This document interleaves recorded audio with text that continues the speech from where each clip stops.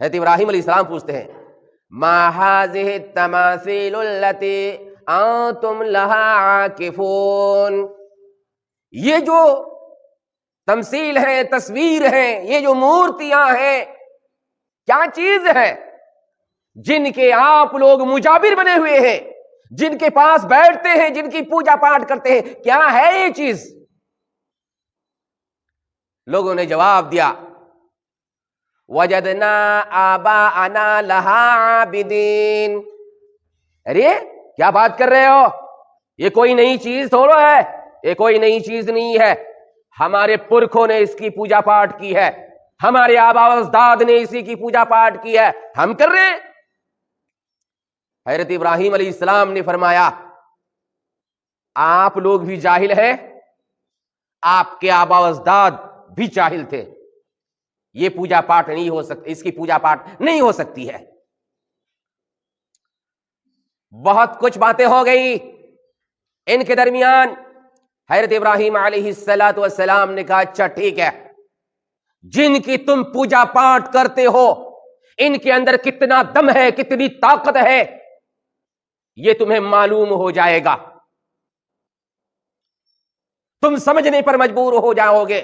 قسم کھا لی حضرت ابراہیم علیہ السلام نے، تاللہ لأکیدن اصنامکم، اللہ کی قسم ہم تمہاری بھگوانوں کے ساتھ، تمہاری مورتیوں کے ساتھ ایک چال چلیں گے۔ قسم کھا لی انہوں نے، تمہیں پتا چل جائے گا کہ یہ کتنے کمزور ہیں۔ کچھ لوگوں نے سن لیا یہ کیا کہہ رہا ہے، ہمارے بھگوانوں کے ساتھ یہ چال چلے گا، کیا کرے گا یہ؟ اسی دوران میلہ آتا ہے، چلے جاتے ہیں لوگ میلے میں۔ ابراہیم علیہ السلام کے ابا بھی میلہ کی تیاری کرتے ہیں، ابراہیم علیہ السلام سے بھی کہتے ہیں نہیں جاؤ گے؟ کہا ہم نہیں جا سکیں گے، ہماری طبیعت ٹھیک ٹھاک نہیں ہے۔ ارادہ تھا حضرت ابراہیم علیہ السلام کا کہ ان کی کمزوری، ان مورتیوں کی کمزوری لوگوں کے سامنے ہم ظاہر کریں گے، اور ٹھان لی تھی، قسم انہوں نے کھا لی تھی۔ چلے گئے لوگ، حضرت ابراہیم علیہ السلام کلہاڑی لیے مورتی کے گھر میں داخل ہو گئے، پوچھا ان لوگوں سے، دیکھا کہ کھانا رکھا ہوا ہے، کھاؤ گے؟ نہیں، کھا لو، یہ تو کھانا پینا ہے، کھاؤ، نہیں کھائے۔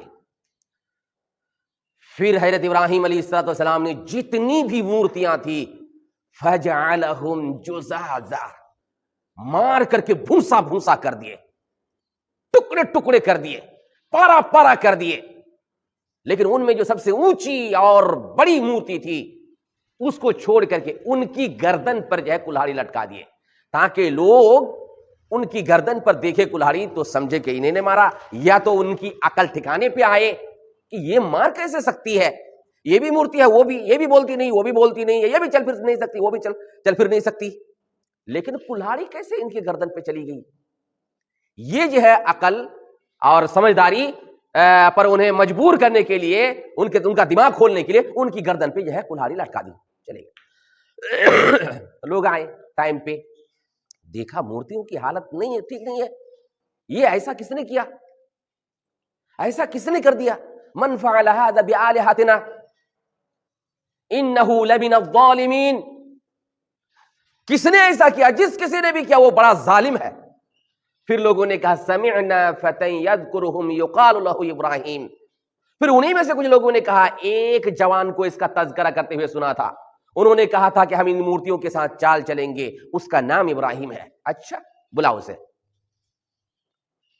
بلاؤ، لوگوں کے سامنے لوگوں کی محفل جمی ہوئی ہے، ڈھیروں تعداد میں لوگ ہیں، حضرت ابراہیم علیہ السلام کو بلایا گیا، پھر ان سے پوچھا گیا انت فعلت هذا بآلهتنا یا ابراہیم، کیا ابراہیم تو نے ہی ہمارے معبودوں کے ساتھ ایسا کیا؟ ابراہیم یہ جو حالت ہے بھگوانوں کی تم نے ایسا کیا ہے؟ حضرت ابراہیم علیہ السلام نے فرمایا بل فعلہ کبیرہم ھذا فاسألوہم ان کانوا ینطقون، نہیں نہیں نہیں، میں کیوں ایسا کروں، وہ جو بڑا صاحب ہے نا اسی نے کیا، اگر تم لوگ میری بات نہیں مانتے فاسألوہم ان کانوا ینطقون، تو یہ جو چھوٹی چھوٹی مورتیاں ہیں انہی سے پوچھ لو۔ جن کی حالت ٹھیک ٹھاک نہیں ہے انہیں سے پوچھ لو کن سے یہ لوگ مار کھائے ہیں، کون انہیں مار کر کے گئے ہیں. فَاسْأَلُوهُمْ إِنْ كَانُوا يَنْطِقُونَ. ان لوگوں نے سوچا کہ ارے بڑی بھی تو مورتی ہے، یہ بھی مورتی ہے، وہ بھی بولتی نہیں، یہ بھی بولتی نہیں، یہ کیسی بات ہے. پھر ان لوگوں نے حضرت ابراہیم علیہ السلام سے کہا کہ تم تو جانتے ہو لقد علمت ما هؤلاء ينطقون. ابراہیم تم تو جانتے ہو ما هؤلاء ينطقون، یہ سب بولتے نہیں ہیں. جن سے پوچھ رہے ہو، پوچھنے کے لیے کہتے ہو کہ ان سے پوچھ لو، یہ سب کوئی بھی نہیں بولتے. حضرت ابراہیم علیہ السلام نے فرمایا تو پھر کوئی بولتے نہیں ہے، پوچھتے کیوں ہو؟ کیوں ان کی عبادت کرتے ہو؟ اس طرح سے اشارے میں حضرت ابراہیم علیہ السلام نے انہیں سمجھانے کی کوشش کی، مگر ظالم کو حق سمجھ میں نہیں آتا. حضرت ابراہیم علیہ السلام کا جواب صحیح تھا، دماغ کھولنے کے لیے کہے تھے، مگر حضرت ابراہیم علیہ السلام کی جان خطرے میں آ گئی.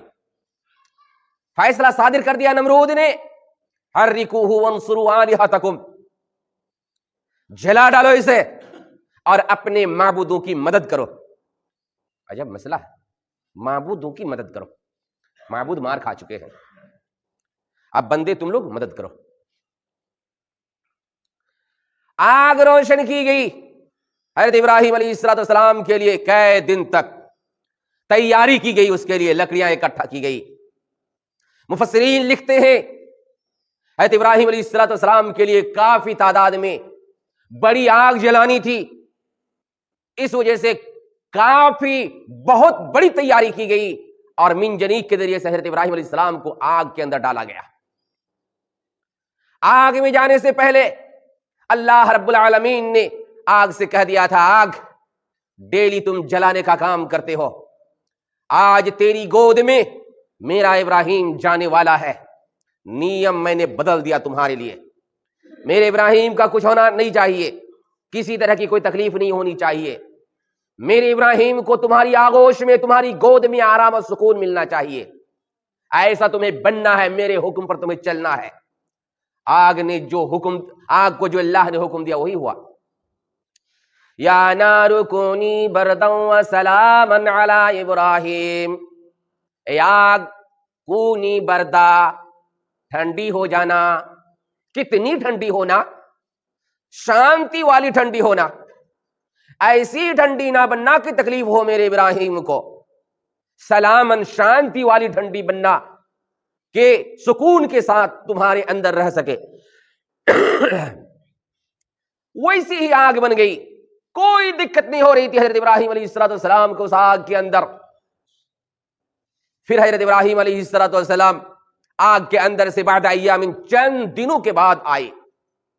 ایک گھنٹہ بعد نہیں، مفسرین لکھتے ہیں بعد ایام، چند دنوں کے بعد کئی دن تک آگ جلتی رہی، دھاں دھاں دھاں دھاں کر کے. حضرت ابراہیم علیہ السلام اسی آگ کے اندر جو ہے صحیح سلامت رہے. آگ جب بجھی، آگ کے اندر سے آپ جو ہے تشریف لے آئے. تو اللہ رب العالمین کا حکم جس کو جیسا کر دے ویسا ہی ہو جاتا ہے. آگ جلاتی ہے، کتنی تکلیف ہوتی ہے، جل جاتی ہے ساری چیزیں، لیکن اللہ رب العالمین کے حکم سے اس آگ کے اندر حضرت ابراہیم علیہ السلام صحیح سلامت رہ گئے اور آرام سے پھر نکل کر کے آ گئے. اللہ رب العالمین سے حضرت ابراہیم علیہ السلام دعا کرتے ہیں، رب ھب لی من الصالحین، پروردگار عالم مجھے نیک بچہ عطا فرما، ایک نیک بچہ عطا فرما. اللہ رب العالمین دعا قبول فرماتا ہے. فبشرناہ بغلام حلیم، ہم نے ابراہیم کو ایک بردبار بچے کی خوشخبری دے دی، مطلب بچہ ملے گا ابراہیم کو. ہو گیا بچہ اسماعیل علیہ السلام کی شکل میں. اللہ اکبر. لیکن پھر اللہ تعالیٰ کا حکم ہوتا ہے وہاں فلاں جگہ ان کو رکھ دو، رکھ کے آ جاتے ہیں مکے کے سامنے، کعبہ شریف کے سامنے. کچھ دنوں کے بعد اللہ رب العالمین کا حکم ہوتا ہے جانچ کہ اتنے دن کے بعد تمہیں بچہ ملا، اب میری طرف سے تیرا امتحان ہوگا. قربانی کر اللہ کی راہ میں. دیکھا کہ میں اپنے بیٹے کو اپنے ہاتھ سے ذبح کر رہا ہوں. اللہ اکبر. بچے سے کتنی محبت ہوتی ہے، اور وہ بھی بڑھاپے کی عمر میں حضرت ابراہیم علیہ السلام کو بچہ ملتا ہے. جتنا بڑا انسان ہوتا ہے، جتنا نیک صالح آدمی ہوگا، اتنا ہی بڑا امتحان ہوگا اس کا. حضرت ابراہیم علیہ السلام کا امتحان چالو، بچے کو قربان کرو. تو ابراہیم تھے، اللہ والے تھے. آئے بولے بچے سے، یا بنی انی ارا فی المنام انی اذبحک فانظر ماذا تری. بیٹا میں نے خواب میں دیکھا میں تمہیں ذبح کر رہا ہوں، کیا خیال ہے؟ تیار ہو ذبح ہونے کے لیے؟ کیا ابا جان کیا بات کر رہے ہیں، کیا بات کر رہے ہیں. اللہ تعالیٰ کو اگر میری قربانی پسند ہے تو کیوں تیار نہ ہو. یا ابت افعل ما تؤمر ستجدنی انشاء اللہ من الصابرین.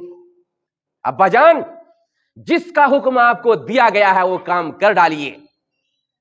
جس کا حکم اللہ کی طرف سے آپ کو ملا ہے آپ وہ کام کر ڈالیے، آپ مجھے صبر کرنے والوں میں سے پائیں گے. تیار ہو گئے. فلما اسلما وتلہ للجبین. جب دونوں باپ بیٹے تیار ہو گئے، باپ ذبح کرنے کے لیے تیار ہو گئے اور بیٹا ذبح ہونے کے لیے تیار ہو گئے، اس سے زیادہ وتلہ للجبین، حضرت ابراہیم نے بیٹے کو پچھاڑ دیا پیشانی کے بل، پیشانی کے بل نیچے طرف چہرہ پچھاڑ دیا. اب ذبح کرنے ہی والے تھے. اللہ رب العالمین نے تو دیکھ لیا، اب کہاں رکے گا میرا بیٹا، میرے نبی اب کہاں رکنے والے ہیں، اب تو مانیں گے نہیں.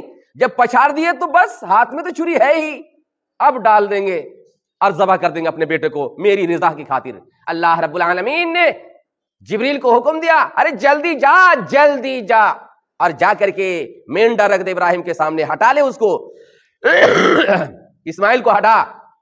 حضرت جبریل آئے جنت سے ایک مینڈا لے کر کے اور اس کے بعد بولے اذبح ھذا ولا تذبح اسماعیل، اس کو ذبح کیجئے اور اسماعیل کو ذبح نہ کیجئے.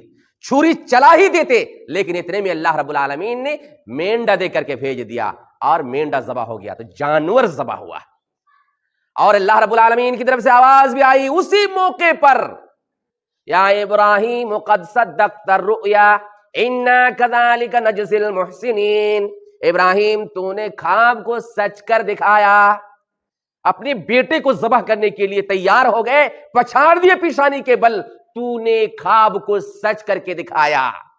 لیکن میں کیا چاہتا تھا، دیکھنا چاہتا تھا کہ میرے حکم کو مانتا ہے یا بیٹے کی محبت اس پر غالب آ جاتی ہے کہ بڑھاپے کی عمر میں بیٹا ملا تو میری بات مانتا ہے یا نہیں. تو بیٹے سے کتنی محبت ہوتی ہے، کاش آج کل کے بچوں کو سمجھ میں آ جائے.